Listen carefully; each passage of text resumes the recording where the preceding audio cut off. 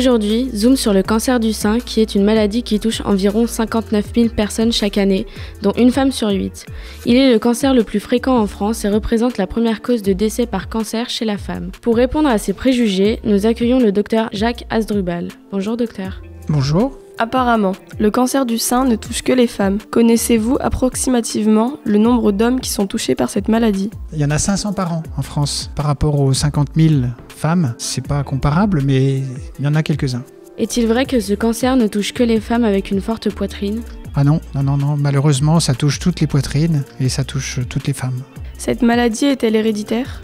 Alors ça c'est un point capital. En fait quand on parle de maladie en général, quand on parle de cancer du sein, de façon un peu triviale, je réponds souvent que c'est comme les voitures. Si vous me dites que vous avez une voiture, je ne sais pas la taille de la voiture, je ne sais pas la couleur, je ne sais pas ses caractéristiques. Et quand on parle de cancer du sein, il y a plusieurs caractéristiques. Il y a notamment celui qui est le plus grave, on va dire, le plus dangereux, celui qui fait mourir le plus, et c'est celui qu'avait Angelina Jolie. Il est grave, il est très grave et il a une prédisposition familiale. Je voudrais insister ici parce que, contrairement à ce qu'on pense, celui-là, qui est le plus dangereux, il peut toucher des gens très jeunes. Il ne faut pas penser que c'est une histoire de vieux ou de vieilles plutôt. Pas du tout.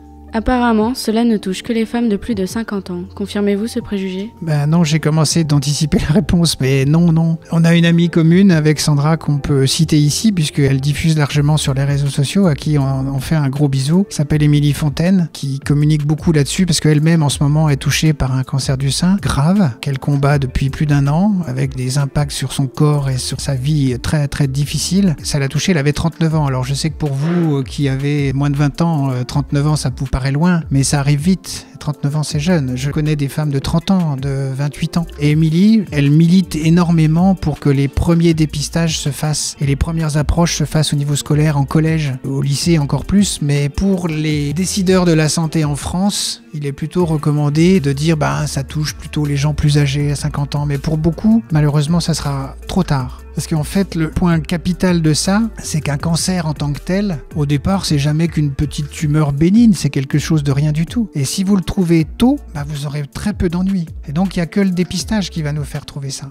On entend souvent qu'il faut faire une mastectomie pour soigner le cancer. Est-ce obligatoire ? La mastectomie, c'est l'ablation du sein. Comme je l'ai dit juste avant, il y a plusieurs familles de cancers. Quand on découvre une masse, il y a tout un tas d'examens que l'on fait. Il y a des échographies, il y a des ponctions pour pouvoir analyser les caractéristiques, comme je vous disais. Et en fonction des caractéristiques de ce cancer, on va pouvoir le classifier dans une famille particulière de cancers. Certains répondent très bien au traitement hormonal, d'autres à la chimiothérapie. Et puis, en fonction de l'instant où vous le trouvez, est-ce que c'est juste localisé dans le sein, dans les deux, dans un autre organe? Est-ce qu'il a déjà diffusé? Tout ça va entraîner beaucoup de choses. Mais certains cancers qui ont un très grand risque de récidiver vont entraîner d'enlever le sein et d'enlever la tumeur et souvent le sein, voire les deux seins. Alors maintenant, il faut dire aussi dans la projection qu'on peut maintenant faire des reconstructions mammaires quasiment dans la même opération. Ça se fait de plus en plus. La souffrance majeure de la mastectomie, c'est pas toujours possible, mais c'est quand même des lésions fortes avec un impact psychologique, avec un impact identitaire fort. Donc ça, c'est des progrès qui sont relativement récents et on peut saluer cette avancée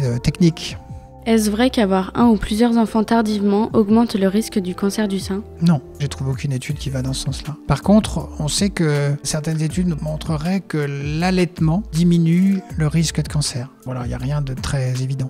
Pour plus d'informations sur le cancer du sein, vous pouvez vous rendre sur le site octobre-rose.ligue-cancer.net. Si vous cherchez un accompagnement et un soutien pendant et après les traitements, vous pouvez vous rendre chez l'association L'Effet Papillon qui se situe 1608 avenue Charles de Gaulle à Mâcon. Nous remercions le docteur Asdrubal de nous avoir apporté des réponses sur le cancer du sein. Merci docteur. À votre service, et je vous rappelle qu'il y a bientôt les Gambettes Mâconnaises qui sont une course féminine exclusivement destinée à soutenir les cancers du sein.